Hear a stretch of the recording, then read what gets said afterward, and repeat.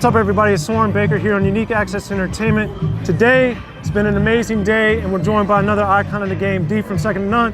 D, thanks so much for coming through, man. Hey, thank you, Soren, for preserving hip-hop and gangster rap and just, you know, the artist music. You know what I mean? You got to be an artist to be in this game, really. That's what I'm here for, man. As you know, I love Second to None, love D, love KK, keeping it all day. Now, today we're here for the unveiling of Eazy Street in the city of Compton, man. It's a monumental thing.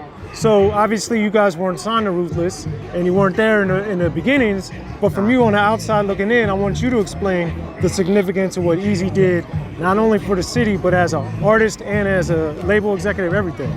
Eazy was a real dude, man. Like, you know, most people say that they had an encounter with him. They know he was a real dude. Our experience with him is right when he broke off with Dre. Right. He came over and he wanted to do music with us, you know. We was honored to, you know what I mean? But just the humbleness in him, you know what I mean? But, you know, he was an educator as well, too. You know, it's like, you can do your own independence as well, you know what I mean? Get your money. So, I mean, this right here is much deserved for him, you know what I mean? Absolutely. Yeah. And you guys, of course, in the beginning were on Profile. He had Ruthless. As you guys saw, like, the independent game evolve and change and all these different things, what did you see that Eazy as a businessman that was doing was so special and so different? Bringing people along, being able to do that. Okay. You know what I mean? We went a different avenue. We went and signed with a label that we thought, you know, that was, okay, it's coming out of New York.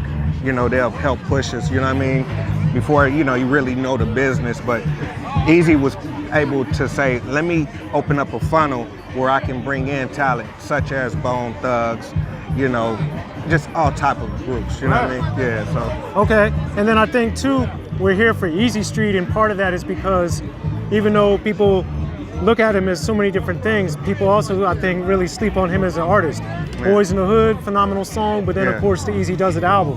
Yeah. So when the Eazy-Duz-It album hit, and that was before Straight Outta Compton, so people remember, what do you remember about either We Want Eazy or Easier Said Than Done or Still Talking Shit or Nobody Move? Like, what do you remember about the Eazy-Duz-It album that really stands out to you? Dude, that was like the soundtrack of our life, you know what I mean?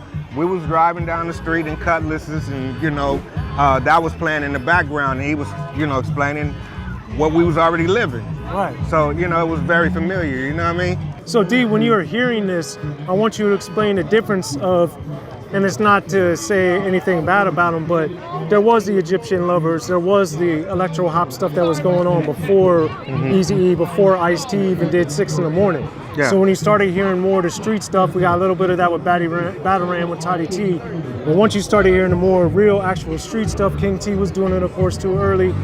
What difference did that have to you as a fan and as somebody that was writing?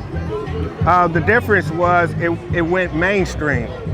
You know, we was listening to our local heroes, such as Mixmaster Spade, Toddy T, King T, you know what I mean? And Eazy was able to take it to a next level. Right. You know, start selling units, you know what I mean? From mixtapes to units.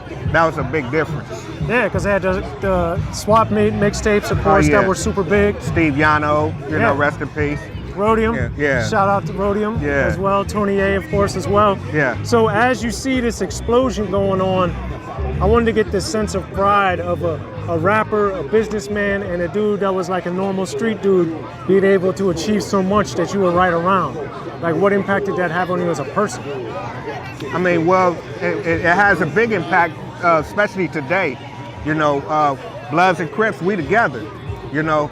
At least us older cats, you know what I mean? We try to put that out there. I mean, we could do better, we could do more with each other, you know what I mean? So that's, I mean, even back in the days, you know, it was unheard of. The majority of the game was Crips. And then, you know, we came in the game because, you know, we're from this side and, you know, but at the same time, it wasn't no tension. You know what I mean? Even though you heard, you know, different rap battles and shit, but behind the scenes, it's like we love Compton. You know what I mean? That's what we had in common, really. And the other thing too, I think, of Eazy-E's legacy is the We Want Eazy's, the Easier Said Than Done, the radios that were not the gangster rapper street songs, but they were like feel-good party songs, and you guys obviously continue that on with a lot of your bigger songs in particular. Yeah. So when you realized that you could do a street record and still make it like commercial or still make it big, how did that affect you as an artist to see you didn't have to go super hood every single song? You could make something that you wanted, you know, like a fun type of feel. I mean, well, that was the original idea for Second to None. You know, we was like, they're already talking about the streets, you know, Eazy and them, NWA, and we was our own type of NWA. I'd say, you know, say as much as, you know, Quik and things like that, but we wanted to show a fun side of the hood. Everything wasn't always, you know, we had house parties, we had, you know what I mean, get-togethers and all type of shit, you know, barbecues and just getting together, you know, having fun. And that's what we wanted to put in our music, you know what I mean? What you did. Yeah, so we wanted to make it different, but we wanted to show a different side of Compton as well.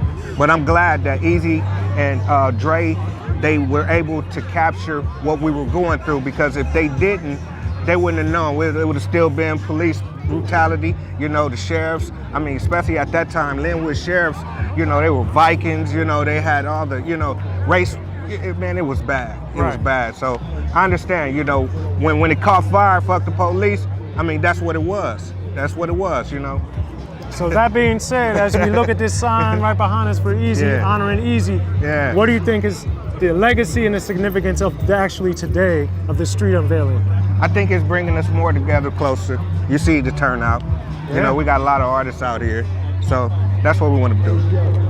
Keep being together, you know what I mean? Well, there it is, D. Thanks so much for coming through, man. Always a privilege. You already know, Soren. One love. Unique Access Entertainment, y'all. Peace.